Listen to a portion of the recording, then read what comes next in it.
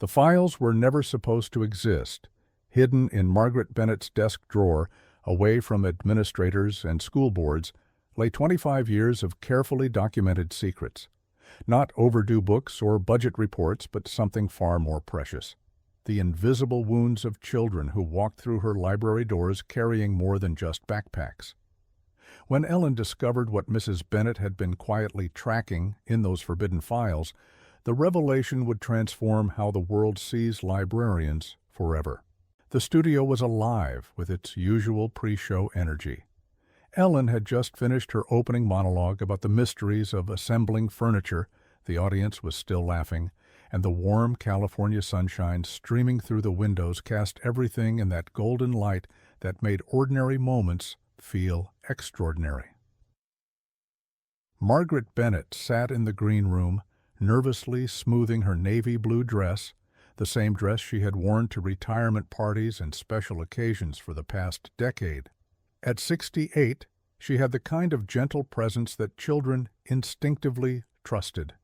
Silver hair styled in a neat bob, kind brown eyes behind wire-rimmed glasses, and hands that seemed made for turning pages and offering comfort in equal measure. Margaret had never imagined she would be sitting backstage at the Ellen DeGeneres show. 3 weeks earlier, a producer had called her at home, explaining that someone had nominated her for their Hidden Heroes segment. Margaret had been genuinely puzzled. She had worked as a librarian at Jefferson Elementary School Library for 25 years before retiring 2 years ago.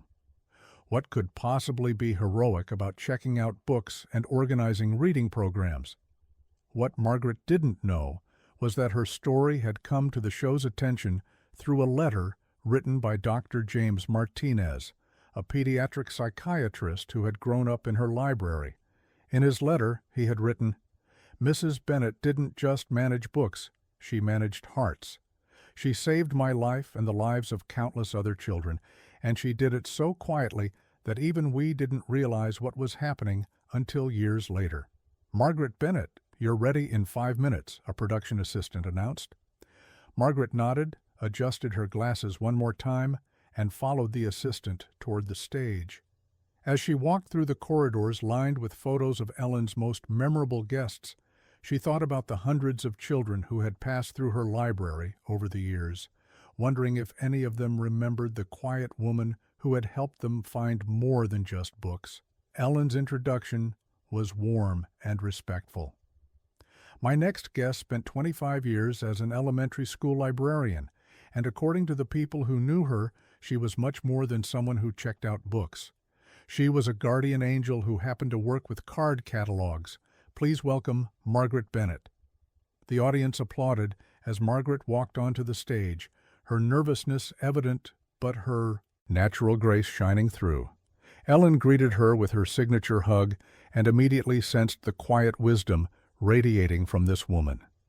"Mrs. Bennett, thank you for being here," Ellen said, as they settled onto the familiar white couch. 25 years as a school librarian. That's a lot of young minds you've influenced." Margaret's face lit up with genuine joy. "Oh, it was the most wonderful job in the world. Every day, children would come into my library carrying their hopes, their fears, their dreams, their problems. My job was to help them find what they were looking for, whether that was a book about dinosaurs or just a quiet place to feel safe." Ellen leaned forward with interest. "That's an interesting way to put it, helping them find what they were looking for. Were they always looking for books?" Margaret paused thoughtfully. "Not always. Sometimes they were looking for understanding, sometimes for escape, sometimes for someone who would listen without judgment. Children are much more perceptive than adults give them credit for. They know when someone truly sees them." Ellen's producer instincts were telling her there was much more to this story. "And did you truly see them?" "I tried to," Margaret said simply. "Every child who walked into my library was carrying a story, and not all of those stories were happy ones. Part of being a good librarian is learning to read between the lines." Ellen studied Margaret's expression, noting the depth of emotion in her voice. Can you give me an example of what you mean by reading between the lines? Margaret was quiet for a moment, clearly choosing her words carefully. Well, there was Tommy. He came to the library every day after school and would stay until closing time. At first, I thought he just loved books, but I noticed he always seemed reluctant to leave, and he never wanted to check out books to take home. After a few weeks, I realized that the library was the only place where Tommy felt safe and loved. The studio had grown noticeably quieter. Ellen felt that familiar tightness in her chest that always preceded her most meaningful interviews. What was happening at home for Tommy? Margaret's eyes filled with tears. His parents were going through a very difficult divorce. There was a lot of anger, a lot of fighting. Tommy told me later that he could hear them yelling from 3 blocks away as he walked home from school. The library became his sanctuary. Ellen was leaning forward now, completely engaged. "And what did you do for Tommy?" "I made sure he always had a place," Margaret said softly. "I created a special reading corner where he could do homework, and I always had a snack waiting for him. But more importantly, I listened when he needed to talk, and I was quiet when he needed silence." Ellen's eyes were already glistening. "Mrs. Bennett, that sounds like much more than library work." Margaret smiled sadly. "Children in crisis need more than books, Ellen. They need adults who notice when something is wrong and who care enough to help." "Were there other children like Tommy?" "So many," Margaret whispered. "There was Lisa, who had severe dyslexia, but was too ashamed to tell anyone. She thought she was stupid. There was Marcus, whose family was homeless and living in their car. There was Sarah, whose father had died, and she was angry at the whole world." Ellen stood up and walked around the coffee table, clearly moved by what she was hearing. "Mrs. Bennett, how did you help these children?" Margaret looked down at her hands, then back up at Ellen, with the kind of honesty that only comes from someone who has dedicated their life to service. "I kept files," she said quietly. "Files?" "Not official files," Margaret clarified quickly. "Personal ones. I would notice things. Which children came to school without lunch, who was struggling academically, who seemed sad or withdrawn, who had unexplained bruises. I kept track of these observations because I wanted to help, but I also wanted to respect their privacy and dignity." Ellen sat back down, fascinated. "What kind of help did you provide?" "Different things for different children," Margaret explained. "For Lisa, I researched dyslexia and found special books and techniques to help her learn to read.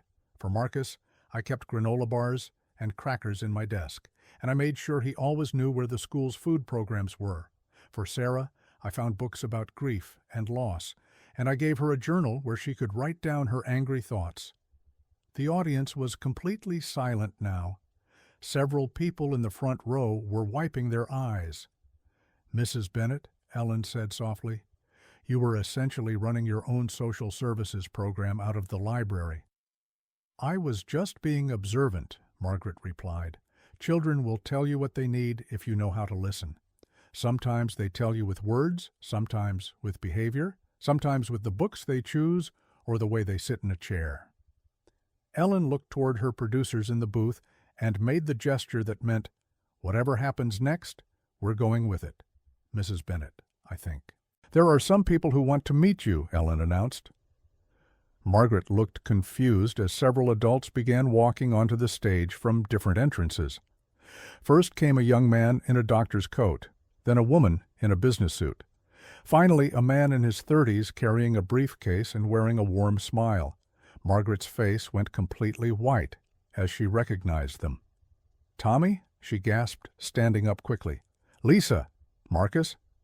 Oh my goodness, what are you all doing here?" Dr. James Martinez, who had been Tommy in Margaret's library, approached her with tears already streaming down his face. "Mrs. Bennett, we're here because you saved our lives, and the world needs to know who you are." Lisa Williams, now a successful marketing executive, stepped forward. "Mrs. Bennett, you taught me that dyslexia didn't make me stupid, it made me creative. I'm now the CEO of my own advertising company. Marcus Johnson, carrying his briefcase with pride, moved closer to Margaret. "Mrs. Bennett, you made sure I never went hungry, and you helped me believe that my circumstances didn't define my future. I'm now a social worker, helping other children who are going through what I went through." Margaret was openly crying now, overwhelmed by seeing these children she had loved, now grown into successful, confident adults. Ellen waited for the emotional greetings to settle before addressing the group. "I want each of you to tell us specifically what Mrs. Bennett did for you." Dr. Martinez spoke first. "Mrs. Bennett was the first adult who ever made me feel safe. When my parents were fighting, when everything at home was chaos, she created a peaceful world for me in that library. She never asked invasive questions, never made me feel like a burden. She just consistently showed me that I mattered." Lisa nodded enthusiastically. "Mrs. Bennett figured out I had dyslexia before any teacher, before my parents, before anyone. But instead of making me feel defective, she made me feel special. She found books designed for dyslexic readers. She taught me tricks for remembering things, and she celebrated every small victory with me." Marcus's voice was thick with emotion. "Mrs. Bennett knew my family was homeless, but she never made me feel ashamed. She always had food available. She let me use the library computer for homework, and she helped me fill out applications for every scholarship and program available. She believed in my future when I couldn't even imagine having one."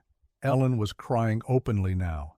"Mrs. Bennett, do you understand what you've done? You've literally changed the trajectory of these children's lives." "They changed mine too," Margaret said quietly. "Every child taught me something about resilience, about hope, about the power of small acts of kindness." But the surprises weren't over. Ellen reached for her desk and returned with a thick folder. "Mrs. Bennett, while we were preparing for this show, we did some research. We contacted Jefferson Elementary School and discovered something incredible." Margaret looked nervous. "What kind of something?" "In your 25 years as librarian, reading test scores at Jefferson Elementary improved by 300%, behavioral incidents decreased by 75%, and according to the principal, you had a 100% success rate with at-risk children. Every single child you identified as needing extra support graduated from high school." Margaret stared at Ellen in amazement. "I had no idea anyone was keeping track of those statistics." "But there's more," Ellen continued. "We also discovered that 12 of your former students became teachers, 5 became social workers, 3 became doctors, and 2 became librarians themselves, all because of your influence." Ellen stood up and walked to her desk, returning with her personal checkbook. "Mrs. Bennett, for 25 years, you provided counseling, social services, academic support, and emotional guidance to hundreds of children. You changed an entire generation." Ellen began writing a check as she spoke. "I'm writing you a check for $75,000 because teachers and librarians like you are the most undervalued heroes in our society." The audience erupted in applause as Ellen handed Margaret the check, but Ellen held up her hand. "But Mrs. Bennett, I want to do something else. I've been in contact with the school district, and they want to create the Margaret Bennett Center for Student Support Services. It would be a program that trains teachers and librarians to identify and help at-risk children the way you did." Margaret sat down heavily on the couch, overwhelmed by everything that was happening. "Ellen, this is too much. I was just doing my job." "No," Dr. Martinez interrupted. "You were doing everyone's job. You were teacher, counselor, social worker, and guardian angel all rolled into one." Ellen wasn't finished. "Mrs. Bennett, there's one more surprise. The Department of Education wants to consult with you on creating a national program based on your methods. They want to train librarians across the country to be the kind of early intervention specialist you naturally became." Margaret looked at the 3 adults who had once been the troubled children in her library, then at Ellen, then at the audience of people who were giving her a standing ovation. "I just paid attention," she whispered. "I just cared about them." "That's exactly what made it work," Ellen replied. "You didn't have fancy training or expensive programs. You had what every child needs most, an adult who sees them, who believes in them, and who refuses to give up on them. 6 months later, the Margaret Bennett Center had trained over 200 librarians and teachers in identification and support techniques for at-risk children. Margaret had come out of retirement to help develop the curriculum, and she spent her days teaching other educators how to see what she had always seen, that every child carries a story, and every story matters. Dr. Martinez visited the center regularly as a volunteer, providing mental health resources. Lisa donated her company's marketing services to help spread awareness of the program. Marcus had left his social work job to become the center's full-time coordinator, ensuring that Margaret's methods would reach as many children as possible. Ellen visited Jefferson Elementary 6 months after the show and found Margaret back in her beloved library, now serving as a mentor to the new librarian and continuing to keep her special files, though now they were part of an official support system that ensured no child's needs would go unnoticed. "Any regrets about coming out of retirement?" Ellen asked. Margaret smiled, watching a shy little girl choose a book from the picture book section. "None. I realized that retirement meant I had stopped helping children, and that's not who I am. This work, this attention to the children who need it most, this is my calling." The Margaret Bennett method had become a model for schools nationwide, proving that sometimes the most sophisticated intervention is simply an adult who pays attention, who cares deeply, and who understands that behind every behavioral problem, every academic struggle, every quiet child in the corner, there's a story waiting to be heard and a life waiting to be changed, because sometimes the most powerful social services program is a library card, a comfortable chair, and a librarian who knows that her real job isn't organizing books, it's organizing hope.